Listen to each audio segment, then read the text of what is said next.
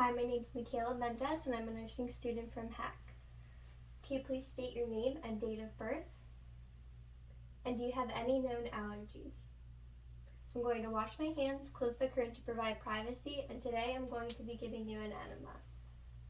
So I'm going to raise the bed to a safe height, and then I'm going to start by doing a bowel assessment.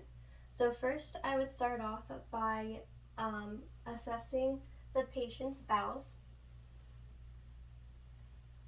And then I can go ahead and I would also take each quadrant of the bowels, starting with the lower right quadrant and working my way to the lower left quadrant.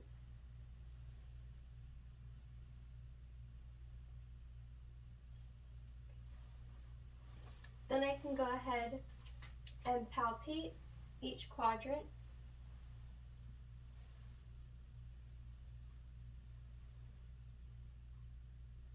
Or percuss each quadrant and then go ahead and palpate each quadrant. So once I do a full bowel assessment, I'm going to ask my patient if they've ever had an enema before, and then I can go ahead and explain it to them and answer any questions that they've had. And I'm also going to ask them when their last bowel movement was. So first I'm going to start off by applying gloves, and then I'm going to go ahead and confirm my order for an enema. And this is going to be a large volume 1,000 milliliter tap water enema. So I'm going to go ahead and fill my enema to 1,000 milliliters. And then I can go ahead and I would have my patient lay on their left side. I'm going to have them lay in the Sims position. So I'm going to position them on their left side, having their right leg extended with only the anus exposed.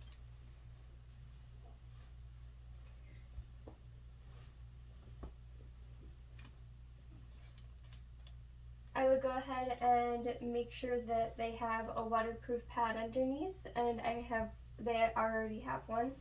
So then I can go ahead and apply my lubricant, and it would be 2 to 3 inches at the tip of the enema tubing. And then I'm going to insert the tubing towards the umbilicus 3 to 4 inches.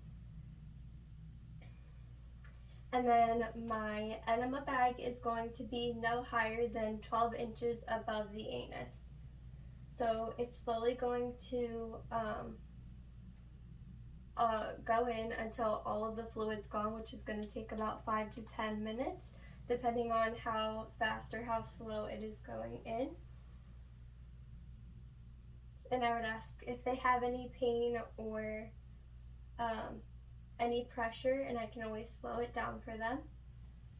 So then I'm going to tell my patient that they will need to hold it as long as they can, preferably 5 to 10 minutes.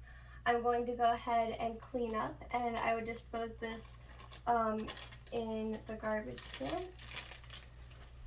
And then I can help my patient get comfortable.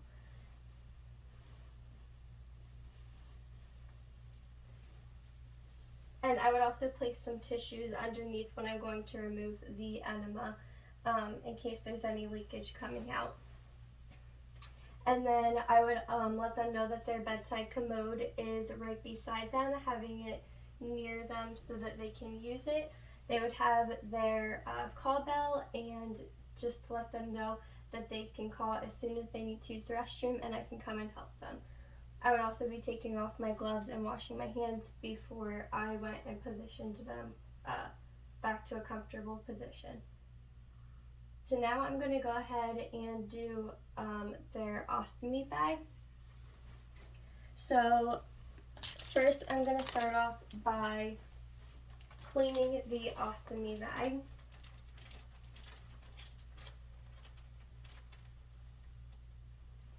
So I would wash my hands, do my first 5, and apply my gloves.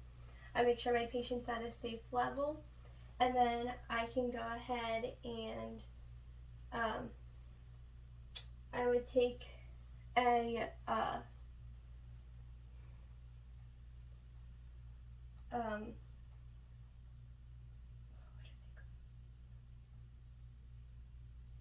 like a bedpan, and I can go ahead and place that between their legs, and then I'm going to go ahead and unclamp the bagging, and I can go ahead and just squeeze as much out as possible into the container, and then once it's all gone, I'm going to roll back just a little bit, and I would be cleaning with warm water inside of the bag as much as possible, and then reclamping my ostomy bag.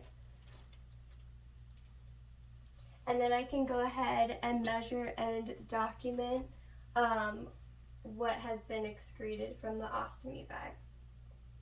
So to remove an ostomy bag, I'm going to go ahead and I would start by pulling off around the skin very gently, and it's like a big sticker, and I can go ahead and slowly pull away from the skin, and then I'm going to dispose of this, and then I would go ahead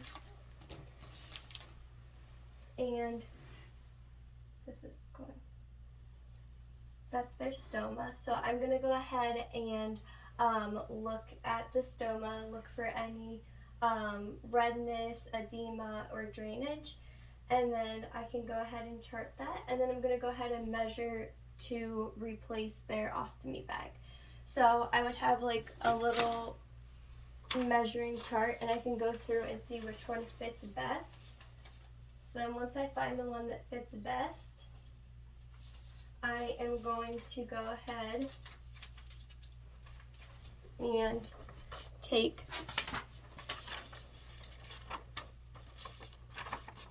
the one that goes around it, and I would go ahead and outline it like this with a pencil.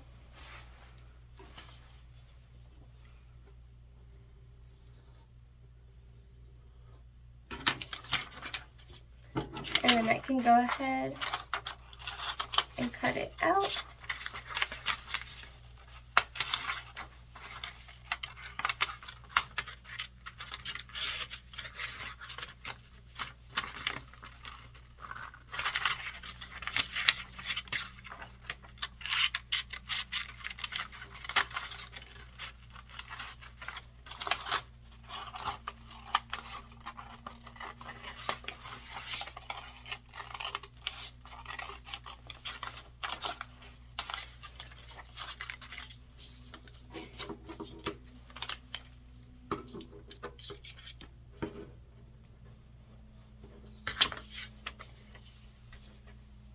So then this will be my ostomy. And I would just want to make sure that there is a barrier of 1/8 of an inch away around the ostomy.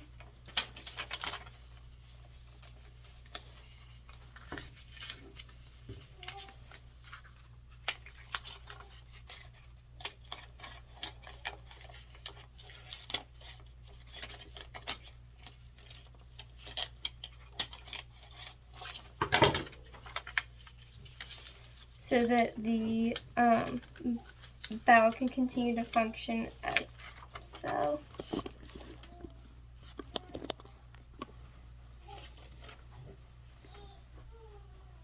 So then I can go ahead and take the paper off the back of it, and then this part would be sticky, and then I would just go ahead and actually before I would put this on, I would go ahead and clean it with some warm water, cleaning the outside around the skin and also the inside, and then I can go ahead and pat it dry.